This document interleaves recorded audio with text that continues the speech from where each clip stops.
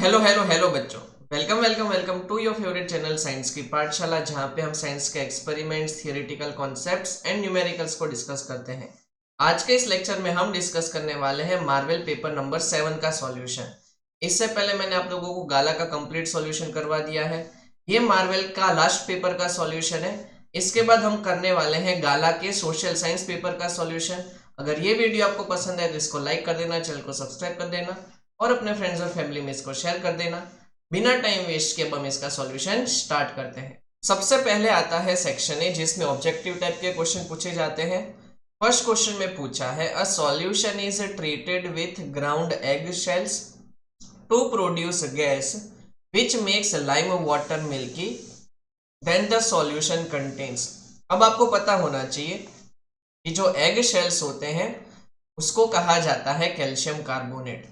अब calcium carbonate किसके साथ रिएक्ट करेगा? सो दैट लाइम वाटर यानी कि कैल्शियम हाइड्रोक्साइड का कलर जो है वो मिल्की हो जाएगा। तो जब कैल्शियम कार्बोनेट यानी कि एक मेटल का कार्बोनेट है, जब वो कोई एसिड के साथ रिएक्ट करता है तो वहां पे कार्बन डाइऑक्साइड गैस निकलती है, और वो कार्बन डाइऑक्साइड गैस की वजह से लाइम वाटर मिल्की में कन्वर्ट हो जाता है। तो एक्चुअल में यहाँ पे हमारा आंसर जो है वो एसिड वाला आना चाहिए, और एसिड हमें HCl गिवन है, तो हम ऑप्शन नंबर बी टिक करेंगे। फिर पूछा है, the suffix al is added to which group in nomenclature. Suffix जो आल है वो एल्डिहाइड ग्रुप के लिए आता है और उसका होता है CHO फॉर्मूला, तो हम ए वाला ऑप्शन टिक करेंगे। For autotrophic organism dash is essential.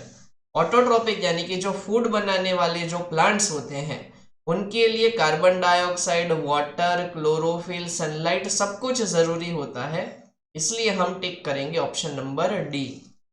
Fourth में पूछा है, a maximum current of 1 ampere can be passed through a bulb having a resistance of 100 ohm, what will be the power of this bulb. जब हमारे पास current और resistance हो तो power का formula होता है I²R। आई का मतलब करंट, 1 का स्क्वायर करोगे तो 1 आएगा, फिर उसको 100 से मल्टीप्लाई करोगे तो 100 ही रहेगा आंसर, तो हमारा आंसर रहेगा 100 वॉट। फिर पूछा है, a spherical mirror and a thin lens each have focal length -10 centimetre, what type of mirrors and lenses will be there. अब फोकल लेंथ जो है नेगेटिव गिवन है, ऐसा कॉनकेव मिरर में भी होता है और कॉनकेव लेंस में भी होता है, तो हम टिक करेंगे A, option A, that is both concave. Sixth में पूछा है, deep sea water appears blue in colour because because ये देखो, ये सारे के सारे जो फेनोमेना है वो होते हैं because of scattering of light, तो हम ऑप्शन नंबर सी टिक कर देंगे। फिर पूछा है, general formula of an isomorphic series. Isomorphic का मतलब जहां पे सक्सेसिव जो हमारे पास मेंबर्स होते हैं उनमें डिफरेंस होता है CH2 का, उस सीरीज को आइसोमॉर्फिक सीरीज कहा जाता है। इसको आइसोमरिज्म भी कहते हैं। Series having successive member C3H6C4H8C5H10, तो यहाँ पे जनरल फॉर्मूला जो है वो CnH2n वाला चल रहा है। आप देख सकते हो कि हाइड्रोजन जो है वो कार्बन से डबल है, तो हम वो टिक कर। फिर हमारे पास एक ऐसा क्वेश्चन है जो फिल इन द ब्लैंक्स में नहीं पूछ सकते, इसलिए हम ओमिट कर देते, इन्होंने ड्राइंग वाला पूछ लिया है। फिर नाइन्थ वाला पूछा है, the heart of a fish is made up of, तो फिश के हार्ट में हमेशा 2 चैम्बर्स होते हैं, तो हम आंसर टिक करेंगे 2। फिर टेंथ में पूछा है, the first systematic experiment to study heredity was, किसने किया था ऐसा पहला एक्सपेरिमेंट हेरिडिटी को स्टडी करने के लिए? तो उनका नाम था ग्रेगोर जॉन मेंडल। फिर पूछा है, पावर ऑफ लेंस का यूनिट क्या होता है? तो वो डायोप्टर होता है, तो ये चीज आपको याद रखनी है। ट्वेल्थ में पूछा है, an inert gas does not have 8 electrons in its outermost shell, किसके पास आउटर मोस्ट शेल में 8 इलेक्ट्रॉन्स नहीं होते? तो हीलियम इसका आंसर है, बिकॉज उसके पास 2 ही इलेक्ट्रॉन होते हैं। फिर है, प्योर गोल्ड इज 24 कैरेट, ये सारे अब ट्रू फॉल्स है, तो ये ट्रू है हमारा स्टेटमेंट। फिर पूछा है, zygote is established in the bladder, false है। फिर है the sun appears to us about 2 minutes later than the actual sunrise. Later ने अर्लियर दिखाई देता है, इसलिए ये भी फॉल्स है। फिर पूछा है treatment of chlorine with dry slaked lime produces bleaching powder, और इसको कहते हैं क्लोर अल्कलाई प्रोसेस। ये भी फॉल्स है, बिकॉज क्लोर अल्कलाई प्रोसेस से NaOH बनाया जाता है, कॉस्टिक सोडा हम बनाते हैं। अब पूछा है आंसर इन शॉर्ट। फर्स्ट है आइडेंटिफाई मी, आई को regulate physical movements like dancing, walking and cycling. इसको सेरिब्रम कंट्रोल करता है, तो हम वो आंसर लिखेंगे। फिर है 18 number, in Mendel's experiment if T and TT gene structures cross, what will be the form ratio in F1 generation? तो वो वहां पे TT वाला बनाएगा जहां पे 100% टॉल प्लांट्स बनेंगे। ये चीज आप लोगों को याद रखनी। Why does the muscles in the eye contract? The lens thickens and the focal length decreases. जब हमें नजदीक का देखना होता है तब ऐसा होता है कि फोकल लेंथ डिक्रीज हो जाती है और उस टाइम पे पावर इंक्रीज हो जाता है। तो नजदीक का यानी कि रीडिंग के टाइम पे फोकल लेंथ कम हो जाती है, जो आई है वो कॉन्ट्रैक्ट होने लगती है और लेंस जो है वो हमारा थिक हो जाता है। 20 में पूछा relation between the 3 units joule, coulomb and volt. तो आपको पता हो तो पोटेंशियल डिफरेंस को हम कहते थे work done per unit charge. ठीक है, तो पोटेंशियल डिफरेंस का यूनिट वोल्ट हो गया। ठीक है हमारे पास। अब पूछा है वर्क डन, वर्क डन का यूनिट जूल है और चार्ज का यूनिट कूलम्ब है, तो V is equal to J/C ऐसा हम लिख सकते हैं। फिर है हमारे पास मैच द फॉलोइंग, उसमें फर्स्ट दिया हुआ है हाइपोथैलेमस। हाइपोथैलेमस जो है वो सबसे पहले हम देखेंगे तो वो फोर ब्रेन का पार्ट है, इसलिए हम P टिक करेंगे। और फिर है सेल बॉडी जो न्यूरॉन्स के पास होती है, वो हम टिक करेंगे। फिर बैक्टीरियन फंगाई वो डिकम्पोजर्स होते हैं, और ग्रीन वेजिटेशन यानी कि मैन्युफैक्चरिंग ऑर्गेनिज्म इनको कहा जाता है। दैट मीन्स हमारा सेक्शन है यहाँ पे फिनिश हुआ। नेक्स्ट है सेक्शन बी जिसमें हमें एनी 9 अटेम्प्ट करने हैं। 25 नंबर के क्वेश्चन में पूछा है what can you observe when you mix solutions of lead nitrate and potassium iodide.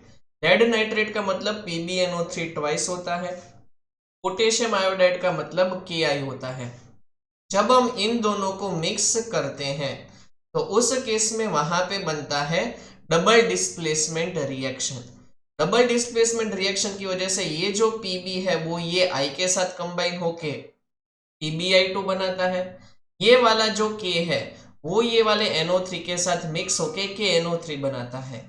Interesting बात ये है कि इस रिएक्शन को प्रेसिपिटेशन रिएक्शन भी कहा जाता है, जहां पे येलो प्रेसिपिटेट मिलता है। आपको याद रखना पड़ेगा येलो प्रेसिपिटेट मिलता है PbI2 का। ठीक है, ये बहुत ही इंपॉर्टेंट क्वेश्चन है, आप लोगों को 1 मार्क्स में भी पूछा जाता है। फिर पूछा है कि मेटल्स और नॉन मेटल्स के बीच का डिफरेंस बताना है on the basis of chemical properties. तो मेटल के जो ऑक्साइड्स होते हैं वो बेसिक नेचर के होते हैं, नॉन मेटल के जो ऑक्साइड्स होते हैं वो एसिडिक नेचर के होते हैं। मेटल्स जो है वो इजीली कोई भी एसिड में से हाइड्रोजन को डिस्प्लेस कर सकता है, नॉन मेटल्स कभी भी एसिड में से हाइड्रोजन को डिस्प्लेस नहीं कर पाएंगे।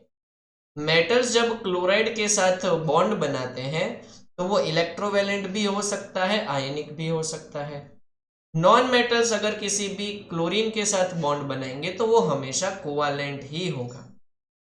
साथ साथ में मेटल्स जो है वो हाइड्रोजन को डिस्प्लेस कर सकते हैं वाटर में से, नॉन मेटल्स कभी भी हाइड्रोजन को डिस्प्लेस नहीं कर पाते।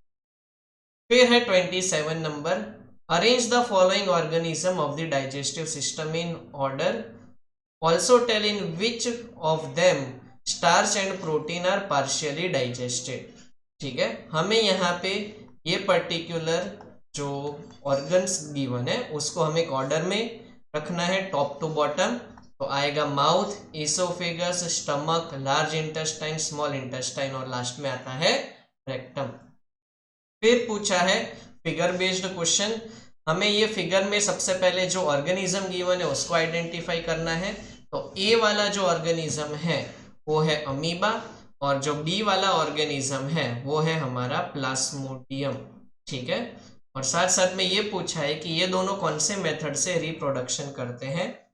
तो अमीबा जो है उसके अंदर होता है बाइनरी फिजन, और प्लाज्मोडियम जो है उसके अंदर होता है मल्टीपल फिजन।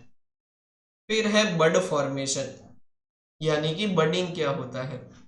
तो बडिंग जो है वो एक टाइप की एसेक्सुअल मोड है रिप्रोडक्शन का, जहाँ पे कोई भी न्यू ऑर्गेनिज्म डेवलप होता है from a small part of the parents body. Parent के बॉडी का एक छोटा सा पार्ट होता है, वहां से एक न्यू ऑर्गेनिज्म बॉर्न होता है। A bud which is formed detaches to develop into a new organism. फिर वो जो बर्ड वहां पे बना वो अपने आप को डिटैच कर देता है पेरेंट की बॉडी से, और बाद में वहां पे न्यू ऑर्गेनिज्म यानी कि न्यू जो बर्ड बना उससे एक बड़ा सा एक प्लांट भी बन सकता है, दूसरा ऑर्गेनिज्म बन सकता है। The newly developed organism remains attach as it grows further. ठीक है, वो बाद में बड़ा का बड़ा ही होता जाता है। अब है 30 नंबर का question. A student sitting in the last row of the classroom is not able to read clearly the writing on the blackboard, name the defect that he is suffering from. तो उसको दूर का नहीं दिखाई देता। जब किसी इंसान को दूर का नहीं दिखाई देता तो उसको कहते हैं मायोपिया। ये चीज आप लोगों को याद रखनी पड़ेगी। फिर पूछा है how can this defect be corrected, ये डिफेक्ट को कैसे करेक्ट कर सकते हैं। तो उसको करेक्ट करने के लिए हम यूज करते हैं कॉनकेव लेंस। नेक्स्ट है पैरेलल कनेक्शन के एडवांटेजेस। पहला एडवांटेज ये होता है कि सारे के सारे डिवाइसेस को सेम पोटेंशियल डिफरेंस यानी कि वोल्टेज मिलता है। नेक्स्ट एडवांटेज क्या होगा, हम इंडिविजुअल अप्लायंस को सेपरेटली स्विच ऑन और स्विच ऑफ कर पाएंगे। थर्ड एडवांटेज क्या होगा कि पैरेलल कनेक्शन के अंदर रेजिस्टेंस जो है वो डिक्रीज हो जाता है। और लास्ट एडवांटेज ये होता है कि अगर कोई भी एक पर्टिकुलर डिवाइस हमारा डैमेज हो चुका है तो उसका इम्पैक्ट दूसरे डिवाइसेस के ऊपर नहीं आता। अब एक न्यूमेरिकल बेस्ड क्वेश्चन है, how many resistances of 176 ohm should be connected in parallel so that a current of 5 ampere is drawn from a 220 volt line। हमें 176 ओम के कितने रेजिस्टेंस को पैरेलल में रखना पड़ेगा सो दैट जो हमारा टोटल करंट है वो वहां पे 5 ओम जितना होगा। तो यहाँ पे एक मेथड है, इसके अलावा मैं दूसरी मेथड से भी आपको समझा सकता हूँ। अगर मुझे सबसे पहले आर इक्विवेलेंट निकालना है तो मैं क्या करूँगा, वी अपॉन आई कर दूंगा। मेरे पास है वी 220, ये है मेरे पास 5। तो मैं यहाँ पे अगर डिवाइड करूँगा तो सबसे पहले 4 5 20 होता है। ठीक है, तो वो आ गया मेरे पास 4 5 20, फिर वापस से 4 5 20 तो वो 44 ओम हो जाएगा। सो हमें आर इक्विवेलेंट मिल गया 44 ओम। अब हमें ये देखना है कि हम 176 ओम के कितनों को लगाएंगे तो हमारा 44 ओम बनेगा। तो हमारा 1 अपॉन आर इक्विवेलेंट का फॉर्मूला ये वाला तो आपको होता ही है 1 upon R one plus 1 upon R two. इसके अलावा रेजिस्टेंस इन पैरेलल का फॉर्मूला ये होता है आर अपॉन एन। जब भी हमारे पास सेम रेजिस्टेंसेस निकालने होते हैं तो resistance in parallel will become R upon n. तो रेजिस्टेंस इन पैरेलल हमें टोटल 44 चाहिए, हमने टोटल 176 के लगाने हैं। कितने लगाने हैं तो वो हम n निकालेंगे, 176 डिवाइड बाई 44, इसको डिवाइड करोगे तो आंसर आ जाएगा 4। यानी कि हम 176 के 4 को 4 ऐसे रेजिस्टेंसेस पैरेलल में लगाएंगे तो हमारा जो फाइनल रेजिस्टेंस है वो 44 ओम मिल जाएगा। अब है साहिल भाई's marriage was on 17th of last month, the groom's caught fire due to sudden overloading. एक मैरिज है, वहां पे ओवरलोडिंग की वजह से आग लग जाती है। By God's grace there was not much damage or loss of life and the event went off well, but what measures could the planner have taken to prevent this accident। Actual में हमें पूछा है कि overloading से कैसे बचा जा सकता। तो पहले तो हम देख सकते हैं कि फ्यूज लगा दें। क्योंकि जब भी ओवरलोडिंग होता है तो उस केस में पहले फ्यूज बर्न हो जाएगा और कहीं पे भी आग लगेगी नहीं। दूसरा हम क्या कर सकते हैं कि सिंगल सॉकेट में अगर हमने बहुत सारे अप्लायंसेस लगा दिए हैं तो उसकी वजह से ज्यादा करंट मिलता है उस अप्लायंसेस को, जिसकी वजह से ओवरलोडिंग हो सकता है और ज्यादा करंट की वजह से आग लग सकती है। इसलिए सिंगल सॉकेट में कभी भी बहुत ज्यादा अप्लायंसेस कनेक्ट करने के नहीं। अब पूछा है what can you contribute to reduce the problem of waste disposal, describe any two ways or method. Waste disposal करने के लिए हम दो अलग अलग मेथड को डिस्कस करने वाले हैं। फर्स्ट मेथड ये है कि हमें बायोडिग्रेडेबल सब्सटेंसेस और नॉन बायोडिग्रेडेबल सब्सटेंसेस को सेपरेट डस्टबिन में रखना पड़ेगा क्योंकि बायोडिग्रेडेबल सब्सटेंसेस जो है उसका कन्वर्जन कंपोस्ट में हो जाता है ड्यू टू ह्यूमस, और साथ साथ में हम बायोडिग्रेडेबल सब्सटेंसेस को रिड्यूस, रीयूज और रिसाइकल ये प्रोसेस के थ्रू अगेन यूज कर सकते हैं। अब पूछा है कि why is ozone layer depletion a concern for us. Ozone layer अगर डिप्लीट हो रही है तो एक प्रॉब्लम होती है। क्या प्रॉब्लम होती है? बिकॉज ओजोन लेयर जो है वो सन से आने वाली यूवी रेज से हमें प्रोटेक्ट करती है। वो यूवी रेज अगर हमारे ऊपर डायरेक्ट इंसिडेंट होगी तो हो सकता है स्किन कैंसर, साथ साथ में जेनेटिक म्यूटेशंस भी हो सकते हैं बॉडी के अंदर, और ग्लोबल वार्मिंग का हमेशा खतरा रहता है। इसलिए ओजोन लेयर का जो डिप्लीशन है वो हमारे लिए कंसर्न है। इसको कम करने के लिए हमें क्या करना पड़ेगा, जो CFCs है यानी कि क्लोरोफ्लोरोकार्बन्स जो है उसका यूज हमें मिनिमम करना पड़ेगा। फिर पूछा है कि सलाइवा का क्या इंपॉर्टेंट रोल रहता है डाइजेशन में। तो सलाइवा जो है, सबसे पहले जो हम स्टार्च कंज्यूम करते हैं हमारे फूड में, स्टार्च का मतलब कार्बोहाइड्रेट, जो हमने फूड कंज्यूम किया उसके अंदर कार्बोहाइड्रेट होता है, कार्बोहाइड्रेट का मतलब स्टार्च, वो स्टार्च को डाइजेस्ट करने के काम में आता है। एक एंजाइम रिलीज होता है जिसको कहा जाता है अमाइलेज। वो अमाइलेज इस स्टार्च को कन्वर्ट कर देता है शुगर के अंदर और बाद में वो पूरे बॉडी के अंदर एब्जॉर्ब हो जाता है। साथ साथ में एक और एंजाइम रिलीज करता है सलाइवा जिसको कहा जाता है लिंगुअल लाइपेज। वो जो है फैट का ब्रेकडाउन करता है।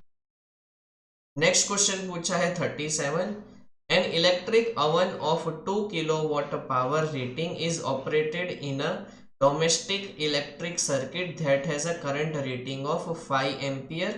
If the supply voltage is 220 volt, what result do you expect? अब हम एक अवन को यूज करना है। अब समझना कि अवन जो है वो एक हैवी अप्लायंस है, उसको कभी भी हम 5 एम्पियर वाले सॉकेट में यूज नहीं कर सकते। अगर अवन को यूज करना है तो बड़े वाले जो सॉकेट होते हैं 15 एम्पियर वाले, जैसे जिसमें हम रेफ्रिजरेटर को यूज करते हैं, वॉशिंग मशीन को यूज कर सकते हैं, वैसे बड़े वाले सॉकेट में यूज करना चाहिए। तो ऑब्वियसली पता चल जाना चाहिए कि ऐसे छोटे सॉकेट में अवन को अगर हम कनेक्ट करेंगे तो वो बर्न हो सकता है, वहां पे शॉर्ट सर्किट की वजह से आग लग सकती है। ये हमें प्रूव करना है। तो देखो हमें पावर गिवन है, यहाँ पे वोल्टेज गिवन है। अगर मैं यहाँ से करंट निकालू तो I is equal to P/V हो जाएगा, यानी कि 2000 डिवाइड बाई 220। इसको सॉल्व करोगे तो 9.1 के आसपास आएगा। मतलब कि वो जो सॉकेट है वो मैक्सिमम 5 एम्पियर जितना करंट दे सकता है। अवन को चाहिए 9 एम्पियर, मतलब कि अवन को ज्यादा करंट चाहिए, सॉकेट में से मैक्सिमम आएगा 5 एम्पियर। अब इसकी वजह से क्या हो जाएगा कि जो फ्यूज है वो बर्न हो जाएगा। अगर फ्यूज बर्न नहीं हुआ तो शॉर्ट सर्किट हो सकता है और उसकी वजह से आग भी लग सकती है। यहाँ पे हमारा सेक्शन बी फिनिश हुआ। नेक्स्ट है सेक्शन सी जिसमें एनी 6 अटेम्प्ट करने हैं। फर्स्ट क्वेश्चन यानी कि 38 में पूछा है, Swayam takes 10 ml of copper sulphate solution in glass tube, मतलब कि CuSO4 का सॉल्यूशन लिया टेस्ट ट्यूब के अंदर। Research suggests and by cleaning the 2 iron nails, rubbing them with the glass paper and giving 1 nail to himself and immersing it in a tube filled with copper sulphate, यानी कि क्या क्या, एक iron के nail को हमने copper sulphate के अंदर प्लेस कर दिया। Tie the nail with a string and keep it for 20 hours bye immersing the nail completely in the solution. हमने 20 मिनट तक उस कॉपर सल्फेट के सॉल्यूशन के अंदर हमने नेल को रखा। After 20 minutes Isha takes out the nail dipped in the solution and compares it with the another solution she has. Can you guess what Isha's observation will be? Can you give a good reason for this? कुछ time के बाद उसने देखा, कुछ observation उसने किया होगा। क्या ऑब्जर्वेशन उसने किया होगा और उसके पीछे का रीजन क्या? तो आयरन नेल के ऊपर एक ब्राउन कलर का कोटिंग आ जाता है, बिकॉज Fe जो है जब CuSO4 के साथ रिएक्ट करता है तो FeSO4 प्लस Cu का फॉर्मेशन होता है। इसको कहा जाता है सिंगल डिस्प्लेसमेंट रिएक्शन। आयरन के नेल के ऊपर ब्राउन कलर का कोटिंग हो जाता है जो Cu यानी कि कॉपर का होता है। साथ साथ में जो CuSO4 जो ब्लू कलर का होता है वो कन्वर्ट हो जाता है ग्रीन कलर के FeSO4। तो ये ऑब्जर्वेशन होता है उस टाइम। अब पूछा है कि इलेक्ट्रॉन एक्सचेंज मेथड से कैसे MgCl2 का फॉर्मेशन होगा। तो हमें पता है कि मैग्नीशियम का जो इलेक्ट्रॉनिक कॉन्फ़िगरेशन है वो 282 होता है, मतलब कि मैग्नीशियम के पास देने के लिए 2 इलेक्ट्रॉन है। क्लोरीन का कॉन्फ़िगरेशन होता है 287, टोटल 2 क्लोरीन होते हैं, दोनों को 1 इलेक्ट्रॉन की रिक्वायरमेंट होती है। तो वहां पे Mg जो है वो 1 इलेक्ट्रॉन क्लोरीन को डोनेट करता है और लास्ट में इस तरीके से MgCl2 का फॉर्मेशन होता है। अब आगे पूछा है explain the displacement process of metals with the solution of salt of another metal, right reactivity series of metals resulting from this process. देखो अभी हमने जो थोड़ी देर पहले देखा था वही रिएक्शन हमें वापस से लिखना है, जहां पे हाईली रिएक्टिव मेटल जो है वो लोअर रिएक्टिविटी वाले मेटल को उसके सॉल्ट में से डिस्प्लेस कर देता है। और रिएक्टिविटी सीरीज आप लोगों को याद रखनी पड़ेगी जो मैंने यहाँ पे प्रोवाइड की है, सिंपली आप उसको लर्न कर लेना। अब है बायोलॉजी का क्वेश्चन, हमें यहाँ पे ये टेबल कंप्लीट करना।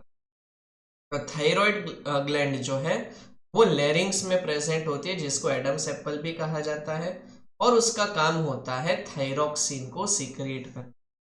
पेनक्रियस का काम होता है इंसुलिन को सीक्रेट, और एड्रिनल ग्लैंड का काम होता है हमारे मेटाबॉलिज्म को रेगुलेट करना। फिर है डिफरेंट मेथड्स ऑफ कॉन्ट्रासेप्शन। बहुत सारे स्टूडेंट ने ये पहले के वीडियोस देखे ही होंगे, उनको पता है कि हमने ऑलमोस्ट हर पेपर में ये वाला क्वेश्चन किया है, तो हम इसको वापस से डिटेल में डिस्कस नहीं करने वाले, बिकॉज एटलीस्ट 6 टाइम्स तो मैंने ये ऑलरेडी डिस्कस करवा ही दिया है, including gala paper and Marvel papers. अब आगे हमें देखना है कैसे रिप्रोडक्शन मेथड होती है लेसमेनिया में और यीस्ट के अंदर। लेसमेनिया के अंदर जो प्रोसेस होती है उसको कहा जाता है बाइनरी फिशन, जहाँ पे एक पेरेंट सेल जो है वो डिवाइड हो जाता है और वहां पे डॉटर सेल का फॉर्मेशन होता है। यीस्ट के अंदर जो होता है उसको कहा जाता है बडिंग, जहाँ पे एक पेरेंट सेल जो है उसमें बड का फॉर्मेशन होता है और वहां से एक न्यू यीस्ट सेल का फॉर्मेशन होता है। बाद में अलग अलग यीस्ट सेल वहां पे फॉर्म होते हैं। अब एक फिजिक्स का question, a blurred image of an object is formed by the lens on the screen as shown in the figure below. How would you change the object distance and the focal length to get a clear reflection on the screen? सबसे पहला आप यहाँ पे देख सकते हो कि हम क्योंकि यहाँ पे आप देख सकते हो कि स्क्रीन से पहले रिफ्रैक्टेड रेज जो है वो इंटरसेक्ट कर रही है, मतलब कि वहां पे इमेज बन रही है।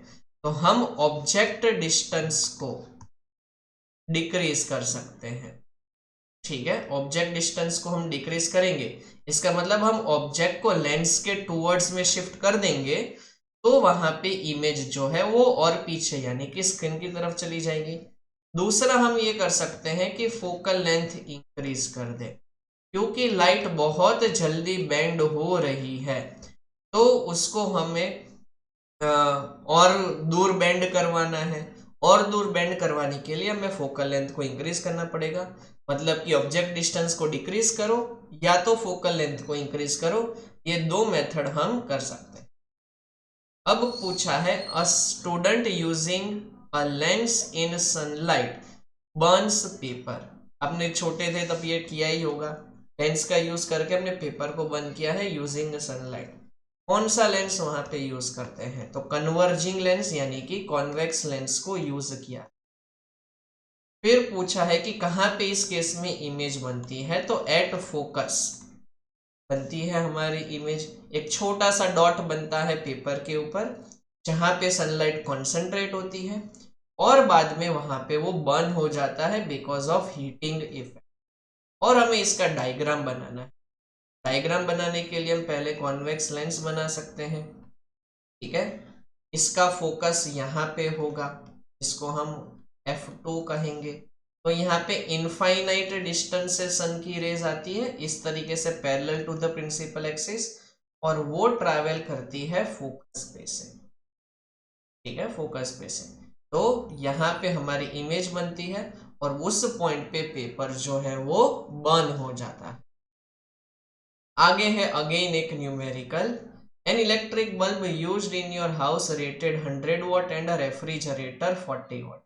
एक्चुअल में नंबर्स आगे पीछे गिवन है। इलेक्ट्रिक बल्ब का रेटिंग कभी भी रेफ्रिजरेटर से ज्यादा नहीं हो सकता, ऑब्वियसली बल्ब कम पावर यूज करेगा, लेकिन फिर भी हम मान लेते हैं कि टोटल पावर हमारा कितना हो जाएगा 140 वाट।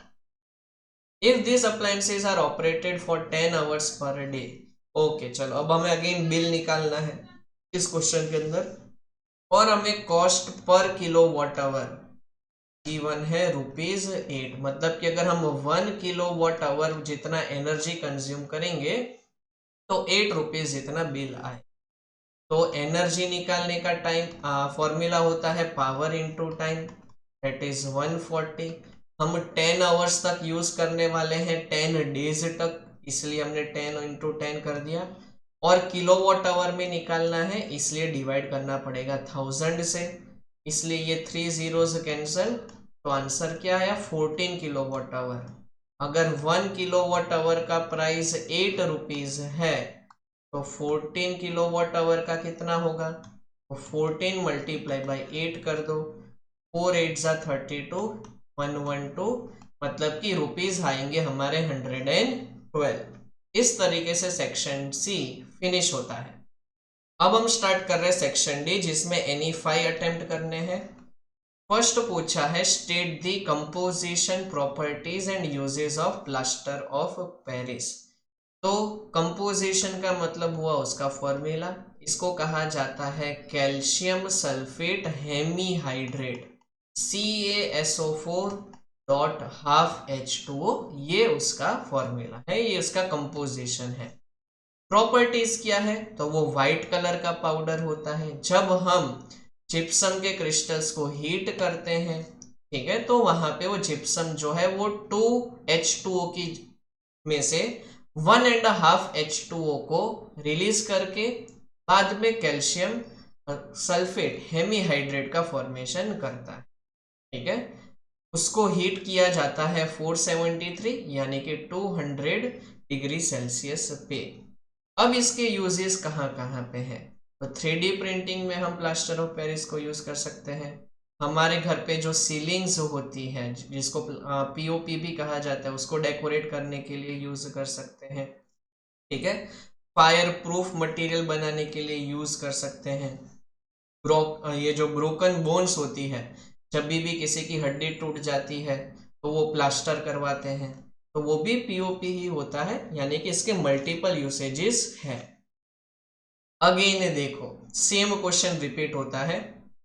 Doctor uses white powder to set the broken bone in the right position, write the chemical name and formula. उसका केमिकल नेम होता है कैल्शियम सल्फेट हेमी हाइड्रेट, ठीक है। तो ये तो फॉर्मूला पता ही है आपको, ठीक है। CaSO4 डॉट 12H2, ये हो गया। इसके अलावा उसके दो यूजेस और लिखने हैं, तो देखो यहाँ पे मैंने कितने सारे यूजेस लिखवाए, उसमें से आप कोई भी दो यूसेज लिख सकते हो। अब एक रिएक्शन इथेनॉल जब KMnO4 के प्रेजेंस में हीट होता है, तो KMnO4 जो है वो एक स्ट्रॉन्ग ऑक्सीडाइजिंग एजेंट, यानी कि वो ऑक्सीजन देगा। ऑक्सीजन अगर इथेनॉल को मिलेगा तो वहां पे फॉर्मेशन होता है CH3COOH। ठीक है, याद रखना है CH3COOH का फॉर्मेशन होगा और साथ में वाटर रिलीज होगा, मतलब कि अल्कोहल कन्वर्ट हो जाएगा इथेनोइक एसिड में, हमारा बनेगा ये वाला इथेनोइक एसिड। फिर आगे क्या होगा, अगर वो NaHCO3 के प्रेजेंस में रिएक्ट करेगा वहां पे, तो वहां पे एसिड का रिएक्शन मेटल हाइड्रोजन कार्बोनेट के साथ हो रहा है, तो वहां पे बनता है CH3COONA, जिसको कहा जाता है सोडियम एसीटेट। ठीक है, ये याद रखना, इसको कहते हैं सोडियम एसीटेट। साथ में CO2 और H2O का फॉर्मेशन होता है। तो ये है हमारे A और B वाले कंपाउंड।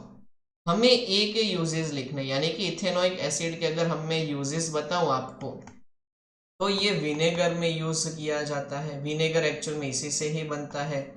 ईस्टर्स बनाने के लिए इसका यूज किया जाता है। और वेरियस फाइबर मेकिंग कंपनीज, ठीक है, जहां पे फाइबर के क्लोथ बनते हैं, वहां के अंदर भी इसका यूज होता है। अब आर्टरीज और वेन्स के बीच में क्या डिफरेंस है वो हम देखने वाले हैं। ये जो एयर सैक इन लंग्स और पैंक्रियाज इन किडनी है, इसका कोई डिफरेंस होता ही नहीं है, बिकॉज दोनों कंप्लीटली डिफरेंट ऑर्गेनिजम्स है, तो उसको हम डिटेल में डिस्कस नहीं कर रहे हैं। हम सिर्फ आर्टरीज और वेन्स को डिस्कस कर रहे हैं। आर्टरीज का काम होता है ब्लड को हार्ट से दूर ले जाना, ठीक है, और वेन का काम होता है ब्लड को हार्ट के अंदर पहुंचाना। आर्टरीज के अंदर हाई प्रेशर होता है, वेन्स में लो प्रेशर। आर्टरीज की वॉल थिक होती है, वेन्स की वॉल थिन होती है। बहुत सारे आप पॉइंट्स लिख सकते हो, हमें तो सिर्फ दो ही याद रखने क्योंकि क्वेश्चन में दो ही पूछे हैं। इसके अलावा ह्यूमन रेस्पिरेटरी सिस्टम आप लोगों को याद हो तो ऑलरेडी 3 बार ये हमने कर लिया है। 2 बार आई थिंक गाला पेपर में किया था, 1 बार मार्वेल के पेपर में किया है। अगेन थियोरेटिकल क्वेश्चन है, विथ डायग्राम आप ड्रॉ कर सकते हो। यहाँ पे पूरा का पूरा एक्सप्लेनेशन दिया है, आप लोग अपनी नोटबुक में नोट करके कंपलसरी लिख लेना। अब है a person can not see an object less than 1 metre away. 1 metre से कम वाले ऑब्जेक्ट को नहीं देख सकता, मतलब कि उसको नजदीक के नंबर है। ऐसे डिफेक्ट को हम कहते हैं हाइपरमेट्रोपिया। क्यों ये होता है, तो ऑब्वियसली जो आई बॉल है वो शॉर्टन हो जाता है इसकी वजह से। साथ साथ में फोकल लेंथ जो है वो शॉर्टन हो जाती है। इस केस में इमेज जो है वो रेटिना के बाद में बनती है, इसलिए इसको करेक्ट करने के लिए कॉन्वेक्स लेंस यूज किया जाता है। आप लोग देख सकते हो कि किस तरीके से कॉन्वेक्स लेंस का यूज करके रेटिना के ऊपर इमेज बनती। फिर है domestic electrical wiring. Domestic electrical wiring में 3 टाइप के वायर को यूज किया जाता है, earth wire, live wire and neutral wire. इसका डायग्राम आप लोगों को बनाना है कि अर्थ वायर जो है वो ग्रीन कलर का, लाइव वायर रेड कलर का, न्यूट्रल वायर जो है वो ब्लैक कलर का। पहले इलेक्ट्रिसिटी जो फ्यूज है उसमें से करंट जाता है, फिर मीटर, फिर डिस्ट्रीब्यूशन सेंटर, और लास्ट में हमारे जो सॉकेट से वहां तक करंट पहुंचता है। अर्थिंग का पर्पस क्या होता है, मान लो कि सडनली वोल्टेज इंक्रीज हो जाता है या तो करंट लीक हो जाता है, तो एक्स्ट्रा करंट जो है वो हमारे अप्लायंस को डैमेज कर सकता है, या तो शॉर्ट सर्किट की वजह से आग लग सकती है। इस चीज को प्रिवेंट करने के लिए एक्स्ट्रा करंट जो है वो अर्थ में चला जाता है थ्रू अर्थ वायर। इसकी वजह से हम अपने आप को प्रोटेक्टेड फील करते हैं। और लास्ट में वापिस से ओजोन का क्वेश्चन आया। ये ऑलमोस्ट हर पेपर में ओजोन का क्वेश्चन दिया हुआ है, आपके बोर्ड में भी आ सकता है, बिकॉज एनवायरमेंट वाला अब एक ही चैप्टर बचा है। पहले ऐसा था कि 2 चैप्टर थे एनवायरनमेंट के, अब एक ही चैप्टर है न्यू टेक्स्ट बुक के अंदर, इसलिए ओजोन का तो ये क्वेश्चन पूछने ही वाले। ओजोन कैसे फॉर्म होता है, तो उसको O3 कहा जाता है। जब ऑक्सीजन का एक मॉलिक्यूल दूसरे ऑक्सीजन के फ्री एटम के साथ कंबाइन होता है तो ओजोन का फॉर्मेशन होता है। ओजोन डिकम्पोज कब होता है, तो CFC की वजह से, क्लोरोफ्लोरोकार्बन, उसके अंदर का जो क्लोरीन है वो O3 के साथ रिएक्ट करके उसका ब्रेक डाउन करता है, जिसकी वजह से ओजोन डिकम्पोज हो जाता है। आई होप आप लोगों को परफेक्टली समझ में आ गया होगा। फिर भी कोई डाउट है तो आप मुझे नीचे कमेंट सेक्शन में पूछ सकते हो। नेक्स्ट वीडियो में हम स्टार्ट करने वाले हैं गाला के सोशल साइंस पेपर का सॉल्यूशन। अब हम मिलेंगे नेक्स्ट वीडियो में। Until then goodbye and have fun.